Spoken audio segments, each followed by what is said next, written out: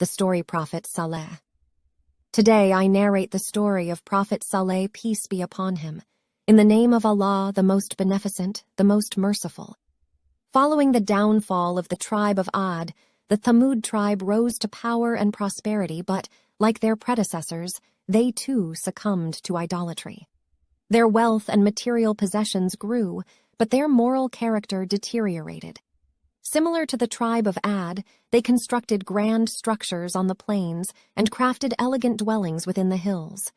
The land fell under the grip of tyranny and oppression as corrupt individuals assumed control. Prophet Saleh, peace be upon him, a member of their community, was dispatched by Allah to guide them. Saleh's lineage is traced back to Nuh, peace be upon him, through Aram, Athar, Thamud, Hader, Ubaid, and Maseh. He preached the oneness of Allah and warned them against associating any partners with him. While some of his people accepted his message, the majority rejected and mistreated him verbally and physically. Saleh said, "O my people, worship Allah, you have no other God but him." Saleh was known for his wisdom, purity, and goodness, and had been greatly respected by his people before Allah's revelation came to him. Saleh's people said to him, "O Saleh, you have been among us as a figure of good hope, and we wished for you to be our chief, till this new thing which you have brought, that we leave our gods and worship your God, Allah, alone. Do you now forbid us the worship of what our fathers have worshipped? But we are really in grave doubt as to that which you invite us to monotheism." Quran Surah Hud verses 61 and 62. Saleh, who was sent to guide his people when he was only 16 years old. He lived among them for an impressive 120 years, but he was troubled by the fact that his people worshipped 70 idols. Saleh decided to challenge his people to a test of their idols. He proposed that either he or one of them would make a request to their gods, and they would see who responded. If their gods didn't respond, he would pray to Allah, for he was distressed by the misguided beliefs of his people. The people agreed to the test and took their idols to the desert, where they ate and drank to their heart's content. Saleh then approached the largest idol and asked its name, addressing it by name, but it did not reply. Saleh tried again with other idols, but none of them answered. The people asked Saleh to leave them alone with their idols, and when he returned, they begged him to inquire again. Once again, Saleh addressed each of the idols, but there was no response. So he asked the people to present their demands, and he would pray to Allah to grant it. The people chose 70 leaders, and Saleh agreed to pray for their demand if the group accepted his word. The group of 70 requested that Saleh prays for a red-haired she-camel 10 months pregnant and 3 parasangs long to appear from a nearby mountain. Saleh prayed, and the mountain cracked with a loud noise, and the she-camel emerged, speaking and standing erect. The people were amazed, and they asked Saleh to pray for the she-camel to deliver a young one. Saleh prayed, and the young camel emerged and ambled around its mother.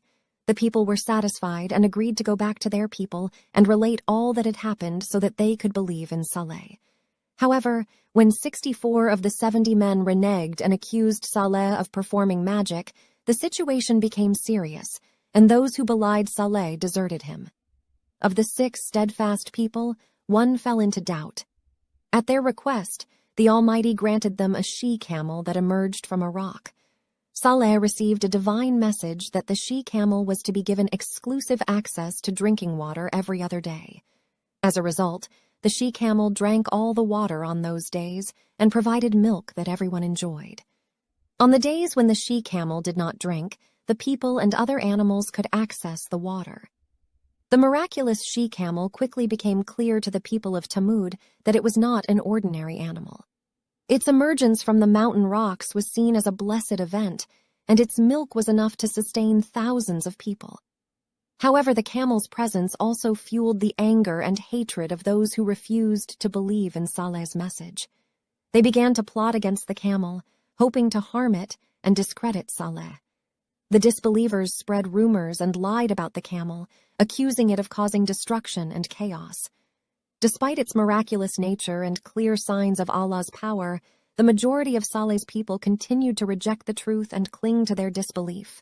Saleh feared that they might kill the camel, so he warned them, "O my people, this is the she-camel of Allah and a sign for you. Leave her to feed on Allah's earth, and touch her not with evil, lest a near torment will seize you." Surah Hud, verse 64. The camel, a miraculous sign from Allah, was left to graze and drink freely by Saleh's people.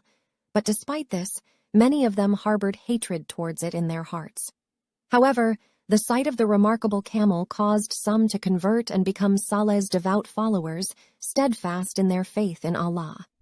However, the people began to deviate from the agreement and planned to slaughter the she-camel. They expressed their dissatisfaction with the current arrangement and offered a reward to anyone who killed the camel, seeking the help of their women to tempt the men to carry out their commands.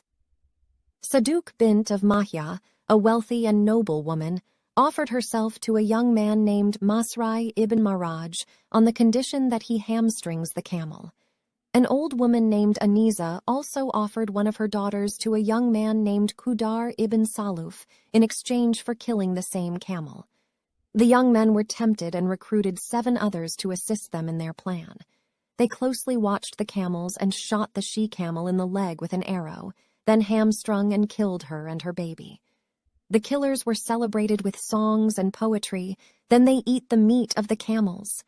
Saleh warned them and pleaded with them to seek forgiveness from Allah before punishment befell them. The disbelievers refused to listen and plotted to attack Saleh and his household. The disbelievers replied, "We see your presence and that of your followers as bringing evil upon us." Saleh warned them that they were being tested, but they refused to listen. The 9 men who made mischief in the land and would not reform. They plotted to attack Saleh and his household secretly, and then say to his near relatives that they witnessed not the destruction of his household. As the Quran states, "So they plot, and we planned a plan, while they perceived not." Surah An-Naml, verse 50. Allah Almighty said to Saleh, "Your people have rebelled, transgressed, and killed the she-camel that I had sent for them as the final proof. They were not inconvenienced due to the she-camel. It was a great boon, rather. So tell them that I will send chastisement within 3 days, and if they do not repent and forgo sinfulness, I will surely send down the punishment for them." Saleh came to his people and said, "O my people, I am the messenger of your Lord. He says that if you repent, forgo sinfulness, and seek forgiveness, he will condone your sins and accept your repentance." When Saleh said this, their obstinacy and transgression increased. They said, "Saleh, if what you say is true, bring the punishment upon us now. Why in 3 days?" Saleh said, "Indeed, tomorrow morning your faces shall turn yellow, the next day red, and then black on the 3rd day." Thus, next morning all their faces turned yellow. Some of them told others, "What Saleh had predicted was true, and the chastisement has come to you." The renegades and the transgressors said, "We shall not accept the word of Saleh, and would not believe him even if what he says is true." On the 2nd day, their faces turned red. Again, some of them said, "What Saleh had predicted has come true." Obstinate transgressors said, "Even though we perish, we shall still not believe in Saleh. We shall not forgo worshipping the deities of our forefathers." They did not repent, and neither did they stop sinning. On the 3rd day, their faces turned black. Again, some people went to them and repeated that whatever Saleh had predicted was true, but the arrogant ones said, "Indeed, whatever Saleh predicted has come to pass."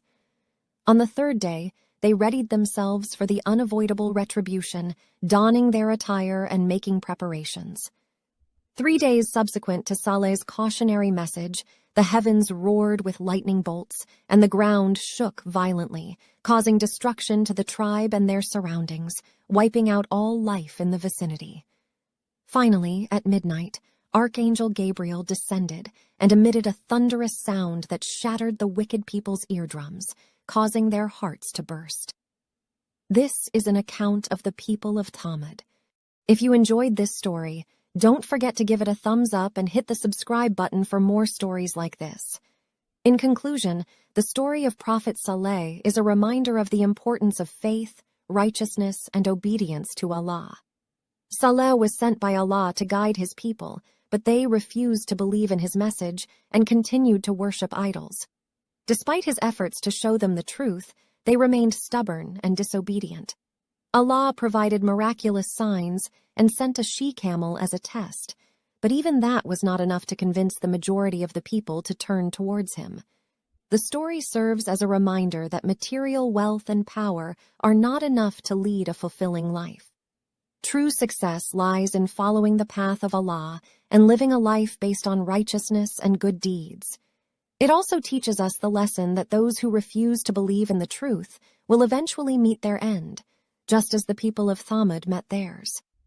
The story of Prophet Saleh is a testament to the power of faith and the importance of remaining steadfast in the face of adversity.